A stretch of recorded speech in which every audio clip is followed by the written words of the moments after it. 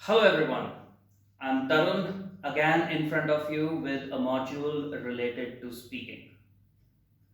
Guys, today's module is dedicated to those people who feel nervous when they go and appear for the exam.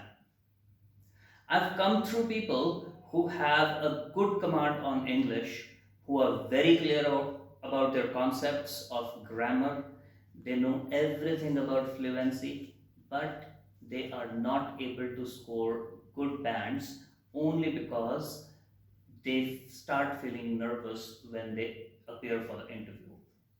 And guys, it is quite common.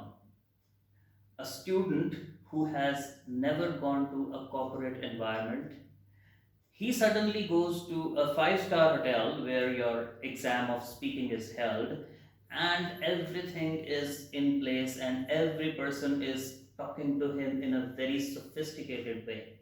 So there is a very high chance that the person might feel nervous.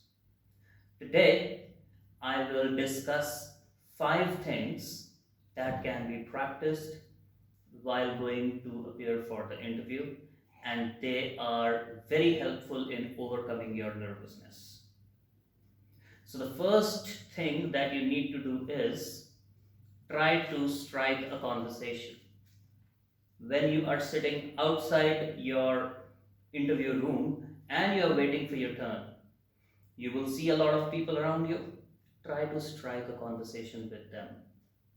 Guys, whenever a sportsman actually starts playing a game, he warms himself up so that he does not do any mistake when he starts to play that game. In the same way, the conversations which you will strike will serve as a warm up session for you. By the time you go in front of the examiner, you will be quite confident because you have warmed yourself up. And in fact, when you enter the room, when you're about to sit, ask for permissions. This will help you very much to release the overhead or the strain which is there on your mind. Okay? And the second thing which is very helpful to maintain the confidence level is voice clarity.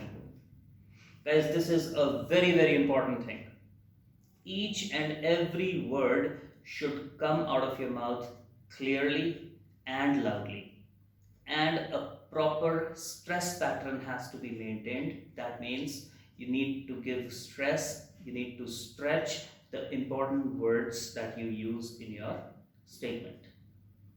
And if you try to practice this, automatically your rate of speech will come down and it will be very easy for your examiner to understand what you are saying. So, if you start speaking slowly, clearly, and loudly, it will certainly enhance your confidence. So, the third thing on the list is eye contact. So, guys, eye contact is again a very important thing.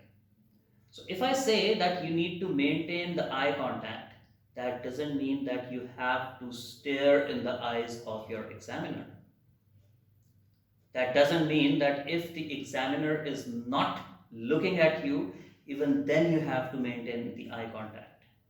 So, if the examiner is writing something, so that doesn't mean that you have to bend yourself and look into the eyes of that person.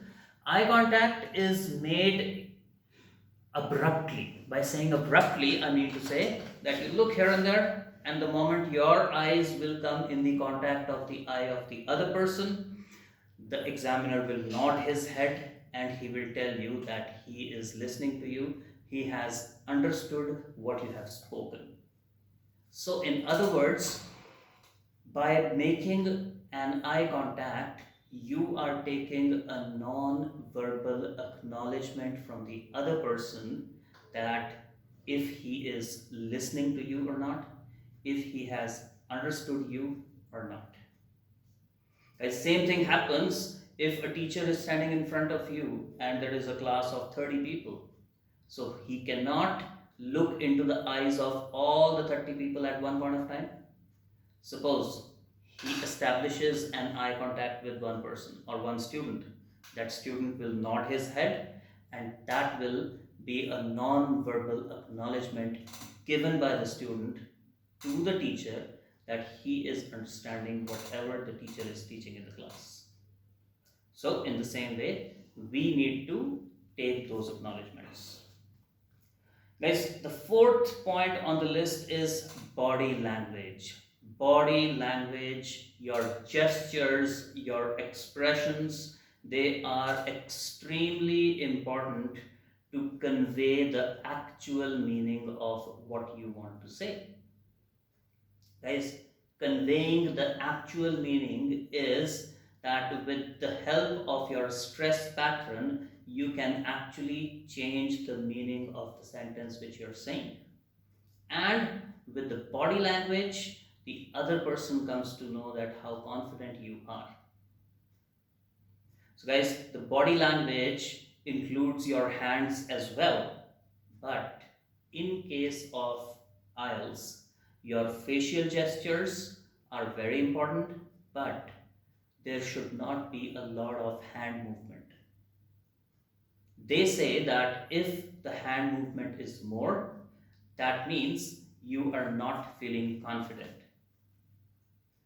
And I have seen that a lot of people, including me, I'm talking to you right now and I'm moving my hand a lot. A lot of people have a habit of moving the hands while talking. So, what you can do is, when you are there for the interview, join your hands, keep them on the table, and then appear for the interview. With this, you will not be able to use, or you will not be able to move your hands much. You can just go up to this extent. You can move your shoulders, you can move your fingers, and that is pretty acceptable. And at the same time, your facial expressions, if you are talking about happiness, it should be evident from your face. If you are talking about a sad situation or a situation when you were angry, it should be evident from your face. So, this is yet another thing which improves your confidence while you are in front of the examiner for the first time. And the last thing is making your conclusions evident. Guys, making a conclusion evident is very important.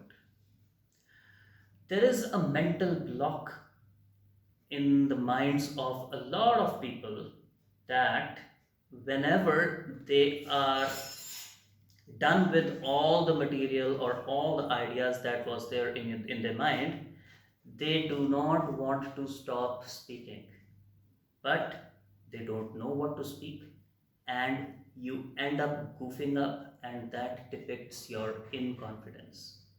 So guys, if you are through with your ideas, that is not a bad thing. So when you feel that I have spoken each and everything I wanted to do while speaking a cue card, and now you have got nothing to speak, make sure that you make it evident. Use some phrases like to end with, finally. So, all in all, I just want to say this. To end with, I just want to say that whenever I meet a new person in my city, I tell him to go there because it is worth watching. Something like that, but you need to make sure that you make it evident that you are not going to speak anything after this.